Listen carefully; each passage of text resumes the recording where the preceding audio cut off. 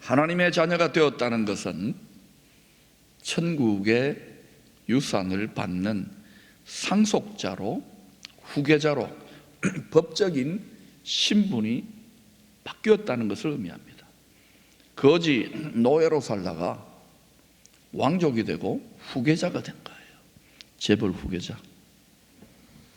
이때부터 모든 성도들은 천국 상속자 훈련을 받기 시작합니다. 우리 지금 이 땅에서 훈련받고 있는 거예요. 이 훈련은 끝나지 않습니다. 하나님과 함께 천국에서도, 영원한 천국에서도, 그리고 거기서만이 아니에요. 이 땅에서도, 어디에서요?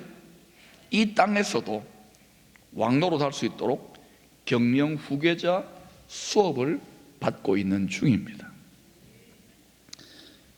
그런데 학교에 보면은 공부 잘하는 탑 클래스의 수재들만 있는 게 아니라 지질이 공부 못하고 선생님 애미기는 아이들이 있는 거 당연합니다. 당연해. 기쁨의 교회는 아무도 없어요. 전부 다 수재들입니다. 그런데 이 수업이 예배당이라고 하는 교실 안에서만 뭐 잘 가르침 받고 설교하고, 저도 많이 해봤습니다. 길게도 해보고 짧게도 해보고 책망도 해보고 칭찬도 해보고, 그걸로 어느 정도까지 상당히 됩니다. 많은 변화가 일어나요. 그런데 어때요? 아무리 해도 아무리 남편에게 잔소리를 해도, 아무리 마누라에게 그만 좀 해라 이러더라도, 아무리 자식들에게 공부 좀 해라 그러더라도 안 되는 2%가 있습니다. 그것은 우리에게 있는 하나님만이 뽑아내실 수 있는 교육으로, 시스템으로 안 되는 그 죄의 노예근성의 떼국물을 우리 하나님은 인생 광야로 인도하십니다. 누가 인도하셔? 하나님이 그렇게 집어넣으세요. 그래서 거기에서 오랜 시간, 때로는 물시험, 때로는 불시험을 통하여 천천히 벗겨내십니다. 이걸 한꺼번에 벗겨내시면요, 중환자실에 들어가야 되고요, 사업이 몇 번 부도나야 되고 그럽니다. 그러니까 살살 벗겨내시는 거예요. 그럼 여러분이 너무 기가 막힌 웅덩이에 빠졌다, 이분은 좀 지금 한꺼번에 많이 벗겨내시는 중이에요. 이 광야의 시험은 천국 상속자 학교의 선택 과목이 아니라 전공 필수 과목입니다. 모두가 반드시 들어야 돼요. 심지어 천국의 친아들이신 예수님은 이미 상속자인데, 이 예수님도 우리 죄인된 우리들에게 본을 보여주시기 위해서 히브리서 5장 8절과 9절에 보면 고난의 시험을 통하여 상속자 자격을 얻습니다. 온전하게 되신 거예요. 같이 읽어보실까요? 시작. 그가 친아들이면서도 받으신 고난으로 순종함을 배워서 온전하게 되셨은즉 자기에게 순종하는 모든 자에게 영원한 구원의 근원, 복의 근원이 되시고, 순종도 안 하면서 복의 근원이 되겠다, 구원의 근원이 되겠다, 상속자 훈련을 마스터하겠다. 우리는 아주 노예 근성이 있어가지고 공짜를 좋아하고 힘든 순종 안 하면서 많은 거 챙기려고 하는데, 이러면 안 됩니다. 그러면요, 믿음에서 떠나거나 믿어도 계속해서 공부 못하는 낙제를 면치 못할 것입니다. 순종을 잘해오신 분들이 있을 거예요. 그런데 점점 순종의 강도가 높아집니다. 왜냐? 그거 다 사람마다 순종하는 게 다 달라요. 초신자 때는 여러분 주일날 한번 성수하고 출석하는 게 순교하는 것보다 더 어렵습니다. 또 주일 성수하는 분은 수요예배 한번 나오는 거 목숨을 걸어야 됩니다. 또 헌금생활 안 하는 분 1년에 한두 번 하다가 주정헌금을 하다가 11조, 거의 이거는 평생 못합니다. 순교합니다. 거기다가 또 글로리 비전이 안 됩니다. 그러니까 사람마다 다 순종의 강도가 다른 거예요. 여러분이 지금 거기에 기쁨이 상실되었다, 순종의 영역에서 딱 막힌 거예요. 자식이 가로막고 있거나 남편이 가로막고 있거나 하여튼 뭐가 가로막고 있어. 자기 고집이 가로막고 있거나. 그게 안 되면 평생 그거 헤매다가 끝납니다. 여러분의 성적표가 주님 앞에 가서 내 게시판에 성적표 그때 나올 겁니다. 예수님은 죽기까지 진짜 죽었어요.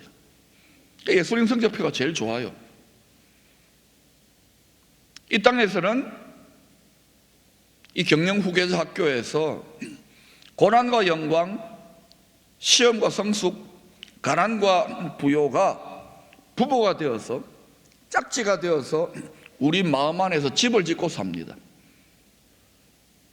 세상 사람들도 예수 믿지 않아도 그냥 부자, 그냥 영광이 아닙니다. 그들도 고난이고 가난한 실패를 통과했을 때입니다. 그런데 우리는 목표가 이 땅만이 아니라 저 영원한 것이죠.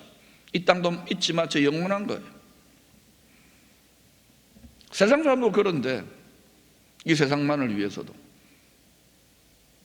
그런데 이들 부부, 고난과 영광이라는 부부가 처음부터 화목하게 깨가 쏟아지면서 처음에는 조금 제정신이 아닙니다. 눈에 콩깍지가 씌어가지고 막 진짜 좋은갑다 하는데 좀 지나면 어때요? 서로 막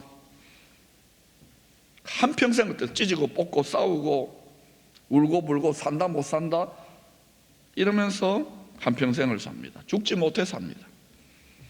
그러다가 이들 부부가 거의 사별할 때쯤 되어가지고 가난과 부요가 고난과 영광이 시험과 성숙이 거의 헤어질 때쯤 되어서 하늘과 땅이 영과 육이 거의 헤어질 때쯤 되어가지고 조금 화목하게 됩니다.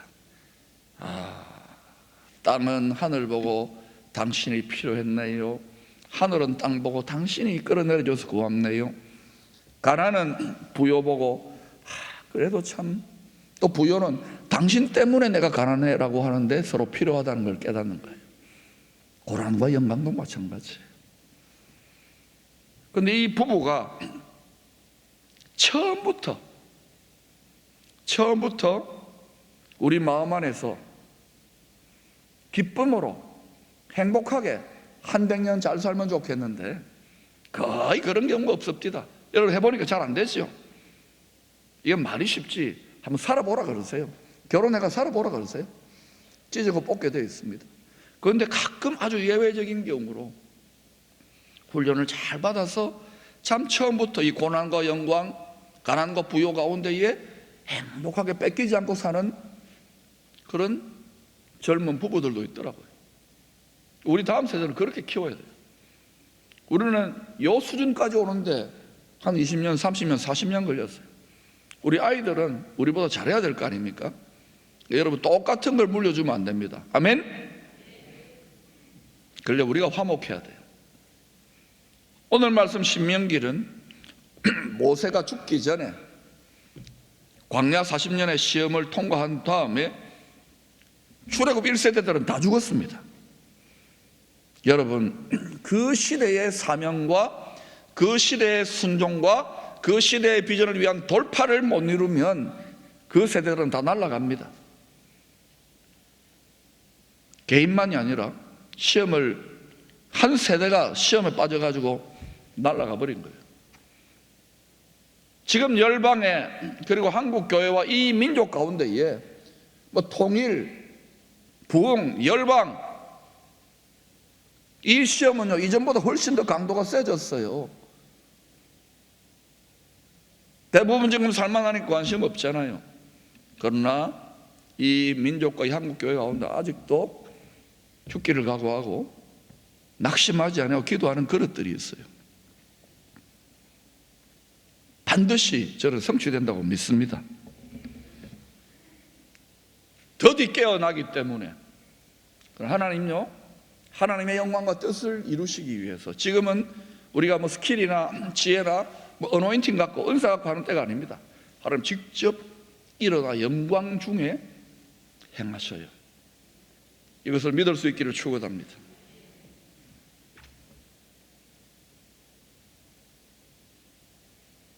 (1세대들은) 날아갔지만 2세대들이 다행히 1세대들 중에 모세의 가르침을 잘 받았던 여호수아와 갈렙, 이들은 얼마든지 전진할 수 있었는데 40년을 지체하며 기다려줬어요. 모세가 2세대들에게 했던 고별 설교의 핵심 내용이 바로 오늘 이 본문입니다. 1세대들은 이 말씀을 들었지만 순종하지 않았어요. 이게 40년 동안 광야 시험을 통과하고 2세대들에게 주신 말씀의 핵심이 뭐냐? 16절입니다. 같이 읽어보실까요? 시작. 내 조상들도 알지 못하는 만나를 광야에서 내게 먹이셨나니 이는 다 너를 낮추시며 너를 시험하사 마침내 내게 복을 주려 하십니다. 모세가 여러 가지 설교를 하고 가르침을 주었겠지만은 제일 의문은 뭐였느냐? 이 백성들에게 왜 하나님이 여러분들을 바로 약속의 땅, 영광과 풍요와 평안과 안식의 땅으로 들이지 아니하고 사망의 음침한 골짜기와 같은 광야로 인도하셨는지, 먼저 그리로 인도하셨는지를 깨달아 알아야 되는 거예요. 여러분, 처음에 막 세상이 힘들어가지고 예수 믿고 홍해 바다가 갈라지고 은혜 받고 너무 좋아, 이게요 소위 구원의 박앤세일, 응답의 박앤세일, 은혜의 박앤세일을 경험하면 내가 한 것도 너무 좋아 붕 떠 있잖아요. 그러고 나서부터 몇 년 지나면 그 성도로 어때요? 이제 광야를 걷기 시작해요. 근데 그때 이때요 제일 가르침을 받아야 합니다. 이때 너무 이 교회 강단들에서 축복 위로 이러다 보니까 계속 한평생 언제 끝납니까? 언제 끝납니까? 안 끝납니다. 여러분, 평생 갑니다. 그러니 화목하게 사시기를 바랍니다. 세 가지 이유가 있네요. 왜 인도하셨는지. 첫 번째, 영혼의 양식인 만나, 다시 말하면 하나님의 말씀이 양식이잖아요. 하나님의 말씀이 우리에게 생명수예요. 이 말씀을 내가 얼마나 맛있게 먹고 달게 마실 수 있는지 신령한 체질로 변화시키기 위함입니다. 여러분, 우리끼리 하는 말입니다. 특별히 여자분들에게 물어봅니다. 백화점에 가면 엔돌핀이 솟아나. 그리고 옷 구경하는 한 번만 돌지 아니하고 두 번, 세 번, 1시간을 돌아가지고 똑같은 처음에 본 그 옷을 사. 그 즐거움과 주님을 예배하고 새벽을 깨우고 혼자서 말씀을 묵상할 때에 내 기도하는 이 시간, 그때 가장 즐겁다. 어느 게 즐거운지 여러분 집에 가서 한번 점검해봐요. 찔리는 분이 2분 반이 있습니다. 남자분들, 저 친구들하고 바다 낚시 가거나 등산 가거나 골프 갈 때 푸른 초장 맑은 시내 물가에 그린 위에서 이게 더 좋은지, 아니면 지금 이 일요일 날 코로나로 여기 와가지고 내가 이 마을 낳고 엮여가지고 이러면 아직 여러분 체질 변화가 덜 된 거예요. 진짜 체질 변화가 일어나는 사람은 맛있습니다. 좋습니다.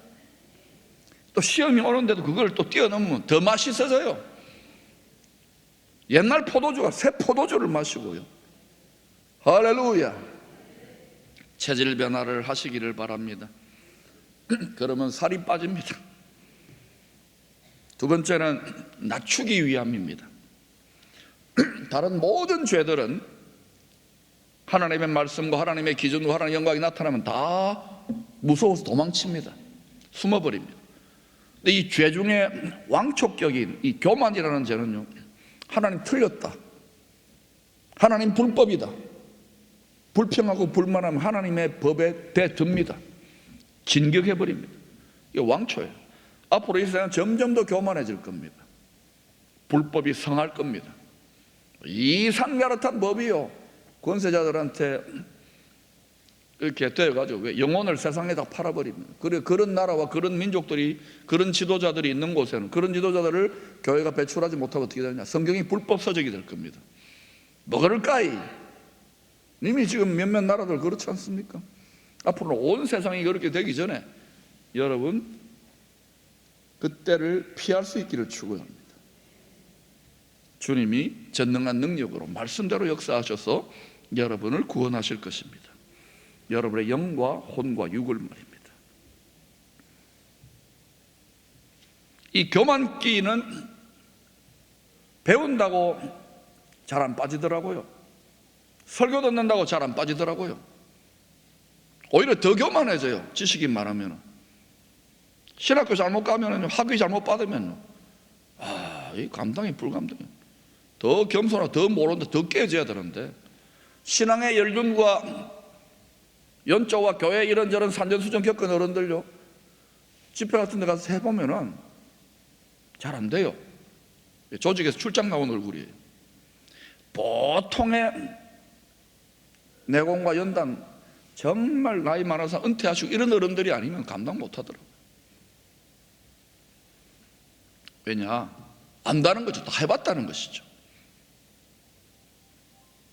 그런데 마지막에 돌아가실 때 믿었던 현대의 정주영 회장, 늘 입에 달고 살았던 말이 뭔지 아세요? 해봤어? 해봤어? 그럼 뭔가 해냈어요. 그분은 하나님도 안 믿었는데, 물론 하나님의 섭리 속에 일어난 일이지만, 전능하신 하나님 의지하면 끝까지 실험해봤어? 기도해봤어? 끝까지 믿어봤어? 끝까지 순종해봤어? 하나님 우리한테 이름 묻는 거예요. 우리 안에서 하나님이 스스로 작아져 버려요. 하나님은 코로나도 못 이겨, 하나님은 이 나라도 못 뒤집어. 하나님은요, 딱 준비가 되고 그릇이 되었다 그러면 순식간에 뒤집습니다. 그런데 가만히 보니까 이게 참 만만치 않겠다. 이 상태에서 여러분 잘 되는 게 과연 복일까요? 이 민족에게 잘 생각해 보세요. 국민과 지도자의 수준이 더 올라가야 되고, 교회가 더 높은 곳으로 이끌어야 될 줄로 믿습니다. 세 번째가 마침내 복 주시기 위함입니다. 이 논문의 결론은 뭐냐? 복입니다. 복. 따라합시다. 마침내 복. 결론이 복. 찢고 뽑고 우여곡절을 다 겪는데 결국은 감사합니다 하나님, 너무너무 감사해요. 왜? 결론이 천당이니까, 결론이 천국이니까. 그 예수 믿는 맛이 여기 있는 거예요. 고생은 좀 하는 것 같지만, 근데 고생만 하면 안 돼요. 미리 화목하고 미리 기뻐하면요, 겸하여 고생하고 핍박을 겸하여 받고 고생을 겸하여 받으면서 여러 배를 받고 100배를 받고 30배, 60, 100배를 받는데 이 자리까지 안 나가려고 그래요. 고생이 싫다는 거죠. 세상 나가서 사업해 보세요. 고생 안 하는 사람 있으면 나와보라 그러세요. 내가 그거 좀 할게요. 안 됩니다. 이 땅은 누구나 고생입니다. 안 믿어도 고생, 믿어도 고생입니다. 우리는 믿고 고생하자고요. 그러면 그때부터는 세상에 권모술수나 세상 사람들이 어때 출세하려고 얼마나 무서운지 몰라요. 점점 더 그럴 겁니다. 수단 방법을 안 가리는데 우리는 수단 방법을 하나님 뜻 안에 가리면서 하나님이 도와줘요. 그러니까 초자연적으로. 초자연이 대단한 게 아닙니다. 하늘에서는 자연스러운 일이에요. 기적같이 하늘은 상식이에요. 그게 일어나면 안 돼. 그게 일어나면 이단이라 그래요. 아니에요. 첨단입니다. 최첨단입니다. 최첨단 성도 될 수 있기를 축원합니다. 여러분 가정에 기적이 일어날지어다. 여러분의 사업장, 여러분 심령 기적이 일어날지어다. 우리는 무능한데 길들어져 버렸어요. 하나님을 우리가 얼마나 작게 만들었습니까? 아버지 죄송합니다. 마침내 우리로 하여금 이 땅에서도, 천국에서도, 현세에서도, 내세에서도 주님과 함께 왕노릇 할 수 있는 상속자의 성품, 따라합시다. 성품. 여러분 성깔이 얼마나 준비되어졌는지요. 성깔 죽이세요. 좋은 말 할 때 성품이 준비돼야 되고, 그 다음에 지혜. 끊임없이 배웁니까? 세상의 주식 투자 지혜만이 아니에요. 구원에 이르는 지혜, 신령한 세상의 어린아이 같은 지혜를 초월하는 놀라운 하나님이 계시하는 지혜가 있습니다. 성품, 지혜, 따라서 지혜. 그 다음 또 뭐 있나? 권능. 이건 막 권능이 나타나야 돼요. 그걸 갖추게 하기 위함이에요. 이걸 어디에서요? 광야에서.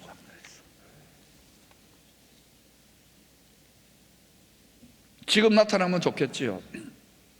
지금 나타나면 안 돼요.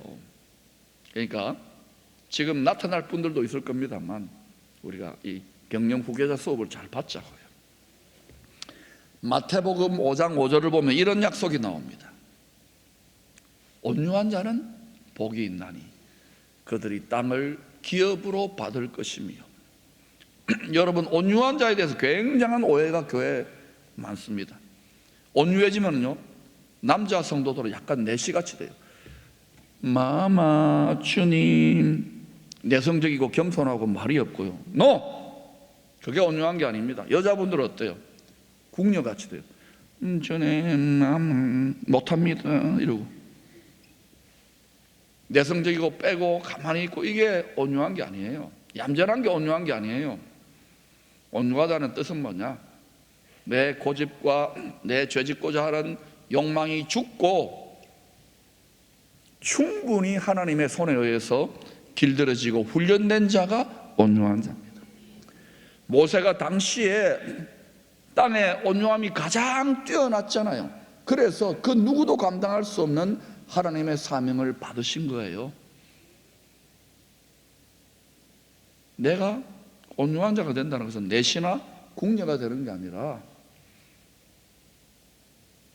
하나님 쓰시기 얼마나 편한지. 여러분, 하나님이 점점점 고난이도의 순종을 요청하실 때 요거는 안 됩니다. 어떻게 내가 이삭을 바치고, 택도 없는 소리 하지 마세요. 그거 빼고 다 합니다. 그런데 하나님 그거를 끝까지 하게 하십니다. 그게 그 사람의 한계예요. 여러분 중에 있을걸요? 그 슬쩍슬쩍 많이 넘어갔잖아요. 그게 슬쩍슬쩍 넘어가는 게 좋은 게 아니라, 여러분이 지금 막 어떤 것들에 묶여가지고 죽도록 힘든 거, 그게 축복이에요. 그게 여러분의 한계입니다.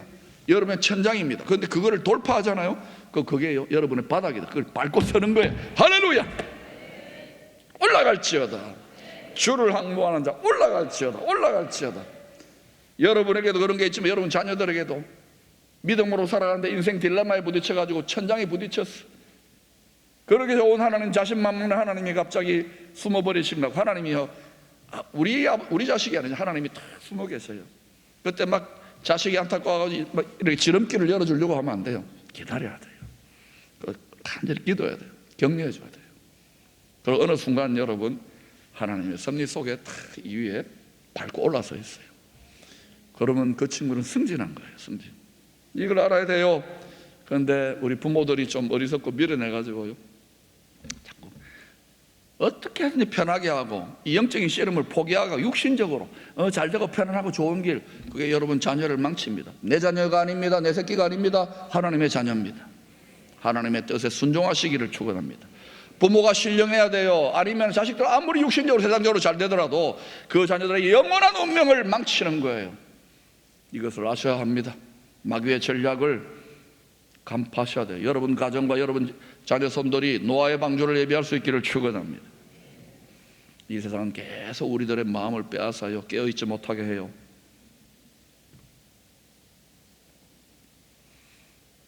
여러분이 아무리 구해도, 영광과 번영과 축복과 안정 구해도 끊임없이 그림자처럼 따라오는 분이 있습니까? 그러면 생각을 바꾸셔야 돼요. 아하, 내가 충분히 훈련되어지지 못했구나. 내가 다르게 훈련받지 못하는구나. 여러분 중에 이런 분들이 있을 거예요. 내가 한평생 교회 섬기고 봉사하고 헌금하고 이것저것 선교하고 목회하고 다 했는데 안 됩니다, 목사님. 안 됩니다, 하나님. 어디에 묶여 있는지를 잘 깨달아야 돼요. 이 시대에는 이전 세대들보다도 더 고난이도의 지혜와 성품과 믿음이 필요하기 때문에 또 다른 하나님께서 훈련으로 우리 모두를 이끌어 놓으신 거예요. 이때 먼저 예비되는 성도와 가정과 교회와 민족은 시대를 이끕니다. 물질이 결정하는 게 아니에요. 내면이 소프트웨어가 준비 안 된다. 아무리 여러분 하드웨어가 물질을 많이 주면 뭐예요? 그게 저주가 되는 거예요. 그러므로 이 시대 하나님의 뜻을 잘 통찰하시고 영혼이 잘 되십시다. 광야에서 우리 영혼이 아주 연단되고 잊혀지고 외롭고 답답하고 어둡고 힘들고 비참하고, 이거 축복이에요. 축복. 뜻을 깨달으면 광야에서 천국의 상속자로 어느 정도 훈련된 출애굽 2세대들이 여호수아와 당시에 그들을 이끌었던 어른들이 생존했을 때에는 그래도 믿음 안에 붙어 있었어요. 신앙의 가문에 어른들이 그래도 서슬이 교회 가자 이럴 때는 자녀들이, 후세대들이 믿음 안에 붙어 있습니다. 그런데 그 어른들이 돌아가시고 난 다음에 그들은 어때요? 그 어른들의 믿음의 유산과 밑거름에 득보고 있는 영광과 번영과 평안과 안정을 만복의 어른이신 하나님을 의지하면서 얻으려고 안 하고 속히 하나님의 마음을 떠나서 세상의 방식으로, 세상 사람들 하는 방식으로 출세하고 잘 먹고 잘 살고 가나안 땅의 바알의 방식으로 번영을, 안정을 요청하기 때문에 점점 어떻게 되던가요? 망가집니다. 점점 집안이 안 됩니다. 하나님 믿는다고 하면서도. 누구 책임일까요?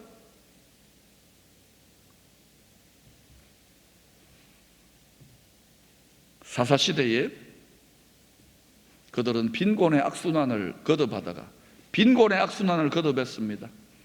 끝없는 전쟁과 가난과 고통과 질병에 시달리다가 자신들을 위하여, 야 이렇게 해야 되는 거 아닌가 보다, 사사로 안 되겠다. 그래서 왕을 구합니다. 우리도 이방 나라, 이방 사람들처럼 왕을 구해가지고 내가 좋아하는 사람에게 투표해가지고 그 사람을 통해서 영광과 번영과 안정과 안식을 맛보리라. 그런데 점점 더 비참해지지 않았습니까? 사울 왕을 세워놨더니 어떻게 됐어요? 여러분, 세상의 권력자나 정치가들이 이런저런 공략하는데 너무 기대하지 마세요. 혹시 정말 천우신조로 교회 공동체를 통해 오래전에 하나님의 히든 카드로 하나님의 창세전에 택한 다윗 같은 종들이 일어나면 몰라도 여러분 어느 정도까지 보는데요, 제가 이렇게 기도해 보면서 안 망합니다. 왜? 하나님의 섭리가 이 땅에 있기 때문에. 교회가 정신 차리고 일어나면 하나님 뜻대로 기도하면 이때 하나님의 나라가, 하나님의 뜻이 이 땅에 이루어지는, 이 나라 이루어지는 기도합니까? 그러니까 하나님이 어때요? 살살 흔들고 계시잖아요. 축복입니다. 고차원적으로 애국하시기를 축원합니다.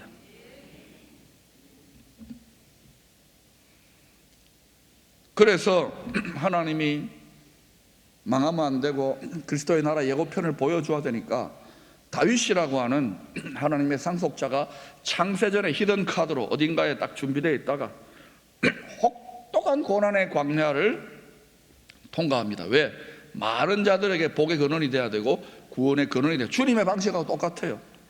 혹독하게 훈련되어져 가지고 겨우 그를 통하여 그리스도가 왕노릇하는 나라의 예고편을 잠시 백성들이 맛봅니다.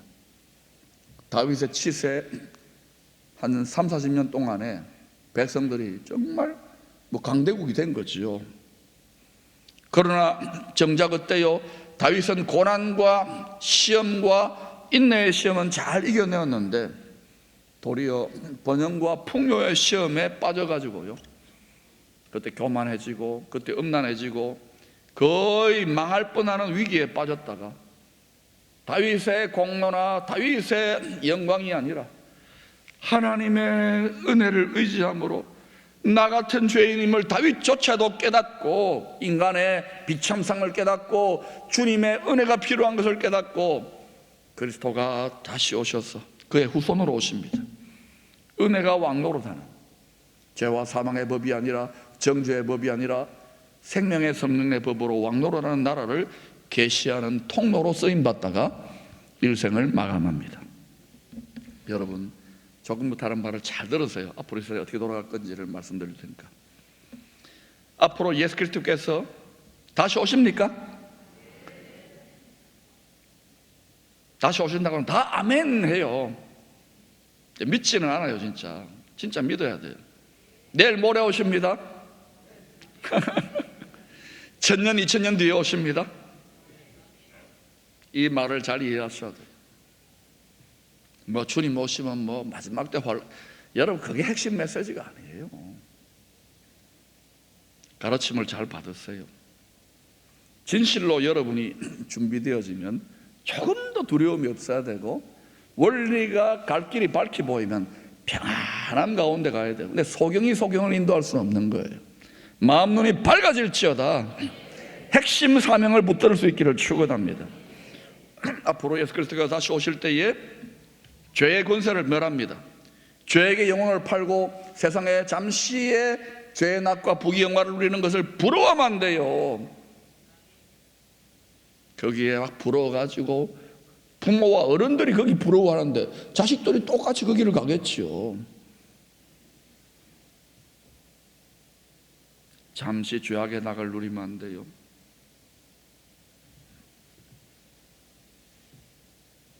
죄의 권세를 주님은 반드시 멸하십니다. 성경대로 됩니다. 마지막 남은 예언의 성취입니다. 다시 오실 주님이 왕노릇하는 나라를 이루시기 전에 더 큰 혼란과 더 큰 위기와 더 큰 궁핍과 가난의 때가 옵니다. 그런데 밭들 하나님께서 예비해 놓으신, 그 시대에 하나님의 백성들을 위해 예비해 놓으신 다윗과 같은 상속자들을 훈련하시고 일으키십니다. 그러면 다윗과 같은 상속자들은 어때요? 아직 드러나지 않았잖아요. 감추어져 있지만 많이 고생하고 아둘람 동굴에 가고 쫙하고 시편을 읽어보세요. 눈물 흘리고 막 상처받고 비참하고 외롭고 하나님 나를 버린 거 아닌가 그러고 성령의 기름 부음 대신 침을 지적지적 흘리면서 겨우 거짓말해가지고 도망치 나올 정도로 바닥이 되고 깨진, 그러나 하나님을 너무 사랑하는 다윗과 같은 상속자들을 통하여 그들을 일으키셔서 훈련하셔서 영적 이스라엘 된 성도들에게 잠시, 그 잠시가 100년일지 10년일지 1000년일지 저는 모릅니다. 잠시 이스라엘들, 영적 이스라엘 될 성도들에게 이 땅에서 영광과 번영과 안정과 평화를 다시 오실 그리스도의 나라, 평강의 나라, 솔로몬이 보여준 그 나라의 예고편으로 맛보게 하실 것이라고 저는 믿습니다. 성경을 저는 그렇게 봅니다. 그 이유를 알아야 돼요. 어둠과 가난에서 고통하는 모든 민족들에게 앞으로 이렇게 힘들고 어려워지고 위기가 생기고 막 이러면 다 죽겠다 살겠다 그러는데, 이 세상 방식으로 하는데 그들에게 우리는 영광의 치외법권지구처럼 다윗이 다스리는 나라처럼 되어지면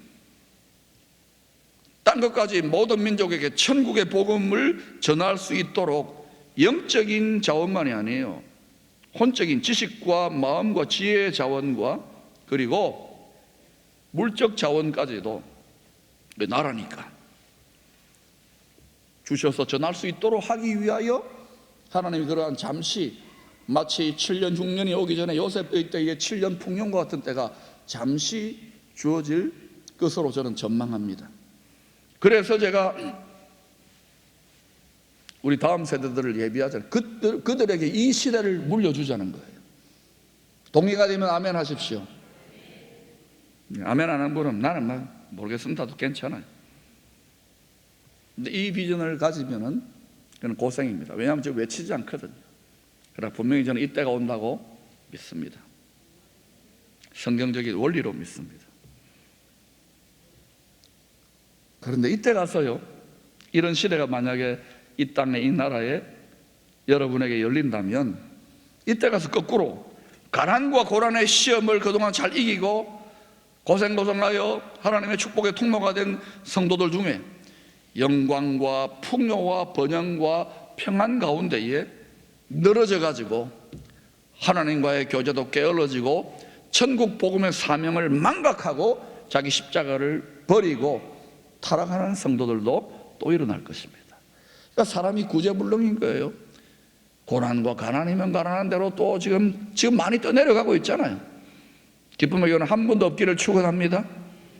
그리고 또 잘되고 영광스러우면 또 언제 그냥 잊어버려요. 저는 목회하면서 암 걸리면 기도해가지고 막 치료도 되고 암이 고쳐졌어요. 세상에 제가 깜짝 놀랐어요. 눈 장님 될 뻔했는데 기도해가지고 눈이 시력이 돌아왔어요. 자녀가 교회도 안 나와요.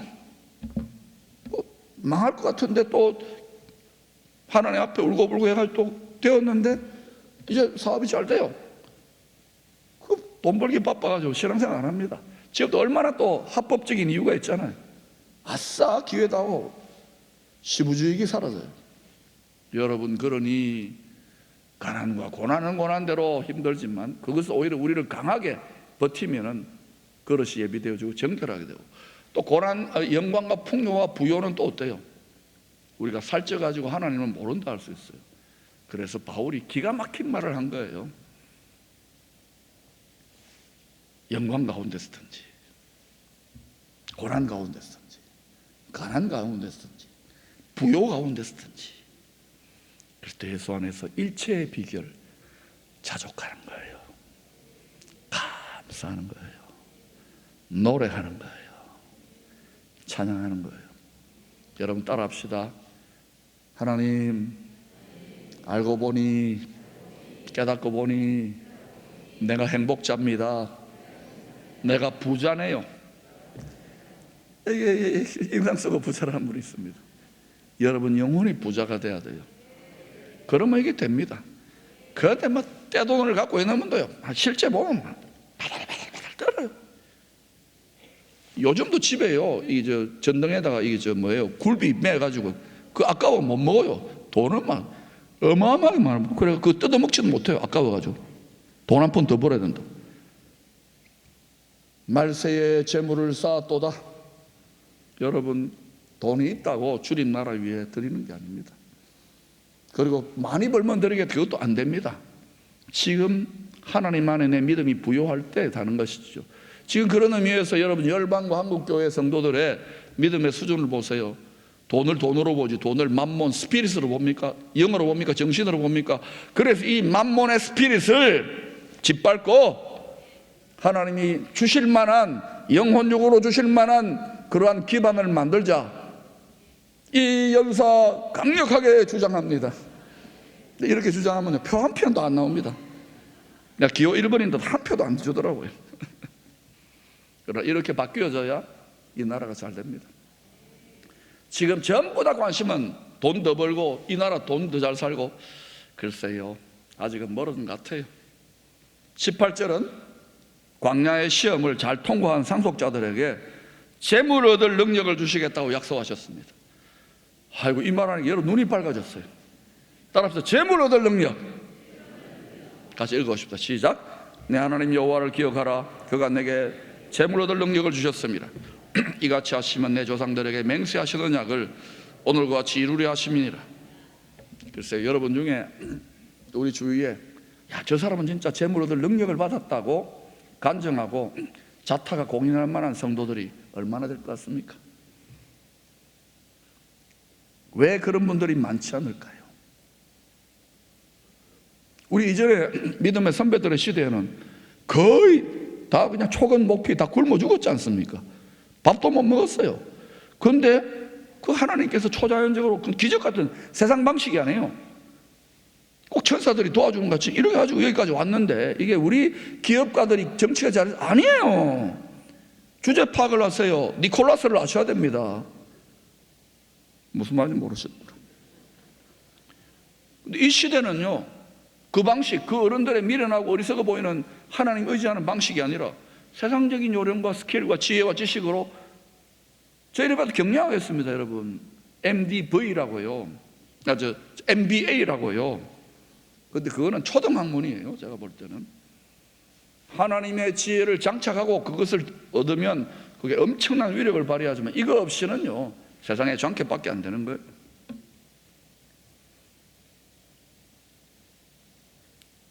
왜 극소수인가? 첫째는 인생 광야에서 신령한 체질로 아직 변화가 덜 되어서 그래요. 하나님 없어도 살만한 거예요. 기도 안 해도 돼요. 기도 안 해도 돈 나오고 밥 나오고 등 따시고 배부른데 체질 변화할 게 뭐 있습니까? 만족한데. 그게 육신적인 세상적인 체질이란 거예요. 여러분이 돌았으면 하나님 말씀 고프고, 돌았으면 기도해야 되고, 돌았으면 주님 1초도 주님 없이는 못 사는 체질이 됐습니까? 여러분 이제 준비가 되어 갑니다. 신령한 체질에 가까워요. 여러분 중에 이 말을 받고 목사님 나는 전혀 맨날 배만 고픕니다. 그분은 아직까지 많이 멀었습니다. 죄송하지만 그분은 세상 방식으로 돈 버세요. 그래도 하나님이 안 죽이십니다. 아직도 여러분 마음에 세상적인 육신적인 이루지 못한 원통함과 열등감과 배고픔과 불만족이 있습니까? 목마름이 있습니까? 내가 불행하다고 생각합니까? 아직까지 여러분 신령한 체질로 바뀌지 않았어요. 진실로 신령한 체질로 바뀌었으면 지금 이 조건 그대로 내게 부족함이 없으리라 돼야 되고, 지금 이 조건 그대로 내 얼굴이 밝아져야 돼요. 그게 안 되잖아요. 그럼 지금 해보자고요. 자, 좋은 말 할 때 웃으세요. 조직에서 출장 나온 분 저기 웃으세요. 두 번째, 자꾸 하나님을 잊어버립니다. 너무너무 힘들고 괴로울 때도 잊어버리죠. 저도 그럴 때가 있어요. 너무너무 힘드니까. 그때 나오는 말이 하나님도 한번 힘들어 보세요. 하나님도 돈 없어 보세요. 하나님도 코로나 바이러스 한번 걸려보세요. 격리돼 보세요. 얼마나 힘든지 아십니까? 라는 말이 나와요.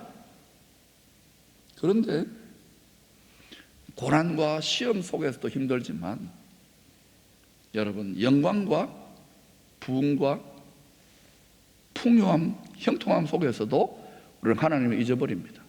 그래서 제가 보니까 하나님은요 휘발유 비슷해요. 휘발성이 너무 빠른 거야. 여러분 교회가 막 잘 되면 좋겠죠. 부흥하고 더 막 자리 꽉 들어차고. 글쎄요, 지금이 좋을 때 같아요.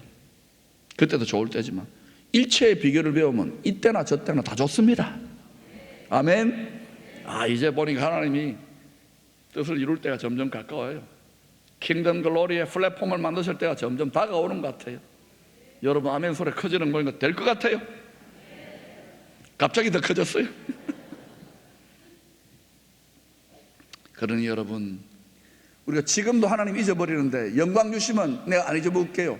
그 말하고 여러분 치료되고 그 말하고 돈 벌어가지고 다 잊어버렸어요. 지금 벌써 유럽을 보세요. 미국도 점점 그렇고 한국도 점점 이제 우리는 뭐 150년, 1000년도 아니고 몇백 년도 아니고. 그러니 여러분 이 연단을 달게 받으시기를 축원합니다. 그리고 미리 기도하세요. 하나님 주셔도 내가 변질 안 되고 타락 안 하게 해주십시오.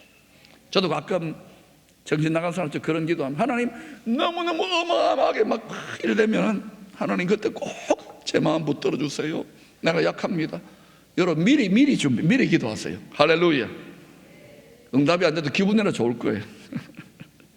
세 번째는요, 재물을 구한다고 재물을 직접 주시는 게 아니에요. 갑자기 꿈을 꾸는데 어떤 사업에 대한 비전이나 아이디어나 생각이나 또는 강한 담력이나 용기나 실천력이나 또는 사람의 도우심이나 전혀 예상 못했던 기회들이 열리는 이런 식으로 재물 얻을 능력을 돕는데 계속 주여 하늘문을 여시고 금덩어리를 돈다발을 아주 특수한 경우에 그런 응답을 받아요. 저도 그런 응답을 받아봤어요. 또 걸어가는 세상에 5만 원짜리가 있는 거예요. 전광 스카처럼 가가지고 딱 밟고 여러분 그런 응답 기대하지 마세요. 하나님은 능력을 주셔요. 능력을. 물고기 잡아주는 게 아니라 물고기 잡을 수 있는 능력을 주셔요. 그런데 대체로 이런 능력입니다. 이것도 이 능력을 언제 주시느냐, 등 따시고 배부를 때가 아니라요. 왜냐하면 세상 방식으로도 얼마든지 세상에 돈 환장하고 돈의 영혼을 팔아도요 그런 사람이 돈 다 가지고 있어요. 지금 온 세상에 돈을 다 가지고 있습니다. 제가 보니 거의 예수자들은요 거의 조금 벌거나 거의 가난뱅이, 그 세상에 돈을 다 가지고 있는 사람 수준, 우리는 극빈자 미안합니다 수준이에요. 좀 성도들 중에서 어마어마한 거부가 나오면 안 됩니까? 안 되나 보죠.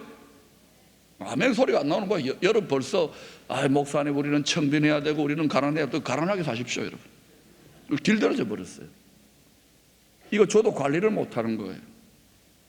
언제 주시느냐 하면은 좀 세게 말하면 사업이 몇 번 망해야 됩니다. 아니면 막 이것저것 거래처 찾아다니고 산지사방을 막 세상의 사업 방식으로 가르침 받은 게 없으면 교회에서도 이것저것 다 보고 완전히 코너로 몰려가지고 이제 거리로 나앉게 됐어. 이때 쭉 하다가 좀 실마리를 찾고 또 되는 거예요. 여기에도 지금 몇 분들 지금 저한테 와서 상담받고 목사님 거리로 나앉게 됐습니다. 뭐 합니다. 이런 분 있습니다. 여기 지금 그 훈련 받고 있는 거예요. 그때 제가 뭐랬어요? 안 망합니다 집사님, 좀 기다려 보세요. 그때 또 지금 여기 앉아 있잖아. 안 망하고 밥 먹고 살잖아요. 하나님이 훈련한다고요. 사랑한다고요. 근데 맡기려고 하는데 그때 뭐 하느냐? 다 낙심해버려요. 내가 기도했는데 10년을 기도했는데 안 되나 보다. 그러고는 어때요? 교회는 나오는데 낙심하고 풀 죽고 기쁨이 없어요. 답답해요. 그러고 나는 불평하고 원망해요. 그런데 그 속에서 계속해서 찬양하고 기뻐하고 화목하게 죄하고 변함없이 하나님의 때를 기다리는 사람이 있습니다. 그 사람은 가까워요. 왜냐? 역대하 16장 9절에 보니까 여호와의 눈은 온 땅을 두루 감찰하소. 지금도 두루 감찰하십니다. 전심으로, 뭐라고요? 전심전력으로. 이걸 제1계명으로 말하면 마음을 다해 힘을 다해 생명을 다해 뜻을 다해 전심으로 자기를 향하는 자들을 위하여 능력을 베푸시나니. 근데 제가 보니까 대부분은요 전심으로 안 구해요. 몸에 암이 걸려도 전심으로 안 구하고요, 잠시 구했다가도 낙심해버리고요, 물질이 지금 가난해서 탈출하는데 전심으로 구하다가요 좀 구하다가 지쳐버려요. 또는 우울증에 걸렸다가 빠져나오는데 전심으로 구하다가 또 늘어져요. 제가 교육자들 하는 말이 있어요. 절대로 1초도 방심하지 말라고. 그런데 이게 말입니다. 이게 죽도록 힘든 자가 하나님께로 막 나아가요. 능력을 받아요. 그런데 그 다음에 말입니다. 이게요, 능력과 응답과 풍요가 답이 아니라 그 다음에는 즐거움으로 나가요. 즐거움으로. 그런데 그 즐거움이 평생 가는데 능력을 또 받은 사람은요, 즐거움을 세상에서 돈 쓰기 바쁘고요, 자기 영광 거두기 바쁘고 이 즐거움 잃어버려요. 주님을 사랑하는 그 즐거움을 빼앗기지 않게 하소서. 노래는 그래 부르면서 다 뺏겨버리는 거예요. 나중에 이럴 때 껍데기만 남아있어. 솔로몬 보세요. 다 가졌는데도 어때고 어때다. 우리 복을 가르치잖아요. 여러분 지금 뭐 어마어마하게 부유하고 뭐 예수 믿어가지고 뭐 부자 된 사람 너무 염려하지 마. 마음이 가난뱅이들이 어마어마합니다. 여러분 지금 마음이 부자잖아요. 할렐루야. 돈이 좀에 없어서 그렇지. 할렐루야. 여러분 인내하세요. 하나님 감사합니다. 우리 이 땅에서도 여러분 이 훈련을 잘 받으면 겸하여 하나님이 주십니다. 때가 되면. 뿐만 아니라 여러분 저 영원한 나라에서 바울 같은 선배나 예수님은 이 땅에 다 버렸잖아요. 그러나 우리는 이 땅에서 해야 될 일이 있기 때문에 때가 되면 맡겨요. 우리 성도들 중에 많은 그릇들이 나타나기를 축원합니다. 많은 가정들이 이 시대에 필요를 공급하기를 축원합니다. 네 번째는 말입니다. 왜 재물 얻을 능력을 주시는가? 신구약 성경을 보세요. 우리 잘 먹고 잘 살고 해외여행 다니고 이것도 필요합니다만 그거는 사이드 잡이고, 결국은 하나님이 원하시는 성전, 우리가 성전입니다. 하나님이 원하시는 나라, 우리가 거룩한 나라입니다. 하나님이 다스리는 성전과 나라, 영광 돌리는 하나님의 뜻과 말씀과 언약을 이루라고 재물을 주셔요. 많은 재물을 주셔요. 그런데 이게 줘보니까 어때요? 뭐 미국도 줘보고 유럽도 줘보고 다 사고쳐요. 한국도 지금 뭐 아직 이제 게임 시작도 안 했는데 뭐 선진국 되지도 못하는데 사고치기 시작하잖아요. 전부 다 보면 뭐 돈이 하나님이야. 돈이. 교회는 안 그렇습니까? 안 그런가 보다. 여러분 이것을 짓밟을 수 있어야 돼요. 이 만모니즘을 짓밟을 때 여러분 정말 하나님이 여러분과 여러분 가정에, 우리 믿음의 선진들이 그렇게 해서 지금 여기에 여러분 엄청난 하나님의 필요를 공급한 분들이 있습니다. 그런 그릇 좀 많이 일어났으면 좋겠어요. 그리고 여러분 실제로 그런 그릇으로 지난 20년 30년 40년 준비되어져 오고 될 듯 될 듯 안 된 분 있잖아요. 축복입니다. 그럼 이 뜻을 깨달았으면 기뻐하고 감사하고 달게 부르고 이게 왜 은혜입니까? 나도 고생했지요. 그러나 아버지가 얼마나 고생했습니까? 그죠? 그러면 오른손 다 들어보세요. 자, 쓰다듬어줘요. 아버지도 고생했지만 내가 고생했습니다. 내가 여기까지 주님 버리지 않고 내가 그래도 울고불겠지만 노래 부를게요. 아버지, 내 노래 부르고 찬양하고 춤추면 나를 기뻐해 주세요. 할렐루야. 이러면 여러분 혹시나 하나님이 깜짝 놀래가지고 야 달라졌다 이러고 주실지 누가 알겠어요? 해봐요. 해봐. 사랑하는 여러분, 선배 상속자 훈련을 받은 한 분이 오랜 고난의 시험을 잘 통과하고 난 다음에 온유한 자가 되어서 이런 찬양을 했답니다. 찬양입니다. 시편 119편 71절입니다. 같이 읽어보십시다. 시작. 고난당한 것이 내게 유익이라. 이로 말미암아 내가 주의 윤례들을 배우게 되었나이다. 여러분, 코로나 때문에 많이 힘들지요.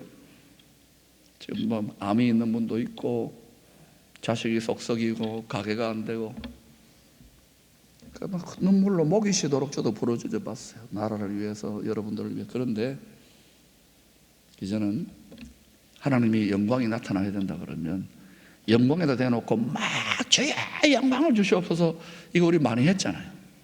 자, 한번 그러면 영광의 찬송이라 그랬으니까 혹시 압니까?